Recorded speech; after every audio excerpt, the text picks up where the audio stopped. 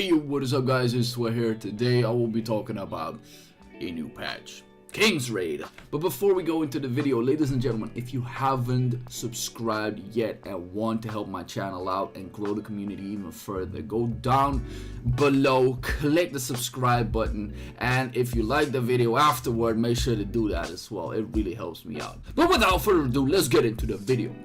Starting off with the reorganization of the Guild War, what you will be getting is a 50% chance to get a Reforged ticket. If you are the normal tier, you get 4 chances. If you are the higher tier, you can get 5 chances. However, if you are at the upper echelon of some of these guilds, you can obtain up to 100% chance of getting a Reforged ticket. Now, that would be 10 every week extra. That is sickening. Coming with that, they also revised what you will be able to get as a #1 headband. So if you gain Challenger, you can even get a Lewis artifact ticket at the end of the season. That stuff is crazy. And on top of this, you can even get an event artifact ticket if you're ranking 2nd or 3rd. And even the Royal Masters are getting an event artifact ticket. So in terms of rewards, this is humongous. There's also a change to the Guild War shop. For instance, we get more Reforged tickets if you wanted to. However, with the amount of cost and the amount that you receive, I don't think this is a very good option. When it comes to the Soul Stones, knowing that you cannot get many every single week, this seems like a decent option, but once again, when it comes to the cost, it seems way too costly. Technomagic Gear skill ticket with an additional skill of your choice might seem good, but you still need the Reforged tickets to really get the item that you want, so I wouldn't necessarily take this either. However, it is a consideration when you are a newer player and you really look for that one piece. Circle of Friendship are one of these items that if you get these weekly and do it consistently, then this might be pretty good to get your NPCs up and running. And as for some miscommunication, the Wargaming said on the patch notes said 500, it is a 450 and it stayed a 450, so that thing is good. Now, I think this is a decent step in the right direction, giving people an incentive to do Guild War with better rewards. However, I don't think it will be that much better looking at the shop and then thinking about how many points you could get every single week. You know you will not be getting the full soul weapon, so in turn it will not be viable as much. So the only thing that really comes to mind to me will either be the Reforged tickets because, well, you always need those, or the NPC tickets. Because let's face it, the other items are way too costly for the amount of points that you can get on a weekly basis.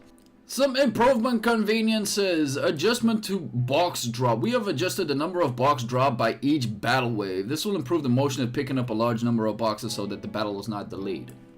Let's test this. I think there is a stage that pretty much comes to mind when playing this game. You just yeet these things, and for what it seems, there aren't many boxes as it was previously, and as you guys might see, the damage numbers are different. We'll go over that in a little bit. And I am really fond of it because of this stage. Having just one box to pick up and then moving on to the next part of the battle, it really looks fancy, and I'm not quite sure whether it is faster than it was before. However, it does seem a little bit faster when it comes to me farming my gold. The expansion of the Transcendence package, improvements are made which the user can now expand up to 6 pages. Now this sounds great and all until you click this and find out that there's an exponential increase on the ruby cost which isn't mentioned and therefore doesn't seem as interesting to at least me. Addition XP of Dispatch Battle. Now I think this was a must-have at some point because with the recent patch where you can get these buffs up, you need a high team level in which you use to farm your normal stages, but this time you can use your dispatches instead. Addition of a new battle display function. A function to reduce the massive display of damage heal will be added, and a damage skin change which are exposed during the battles will be newly changed. So how to toggle this, you go to the game settings, you go to battle options, you go to the damage abbreviation feature, and you can turn this on and off. So what you will then be seeing is damage up to the millions, and it looks good. If you look closely, there are some yellow hits for normal hits, some orange for crits. However, when it comes to the actual font, I would rather see it a little bit more bold, or maybe even see it just divert a little bit because I cannot see my damage right now. Imagine this with 4 characters on there hitting something and somebody. There will be an improvement to the Legion costume, and that basically has to do with the voice. I'm not going over that. The opening of the League of Honor preseason, and there was a typo saying that it would be somewhere in May. That would be 3 months, so it will now take us a month of a preseason. And although I want to see what the new League of Honor skin is going to look like, a preseason period is kind of interesting for a new meta to unfold, because I think I've seen all of the Lunas in the game already. Now, I don't know why they add this like this is some kind of content, but yeah, we get a cutscene for Isaiah, you get a reward from it. Like every other thing. A new special shop update with some ether packages, whatever random soul stones, a new King's Pass, Calyx, which will be the last challenge raid until we get a new rotation in. So this is where your legendary yadas are going to be useful. Outside of that, which is one of the most interesting features, is the mysterious rune legendary with 4 additional options. So when you go to general item index, you go to runes, there are 4 of them, which I can simply click.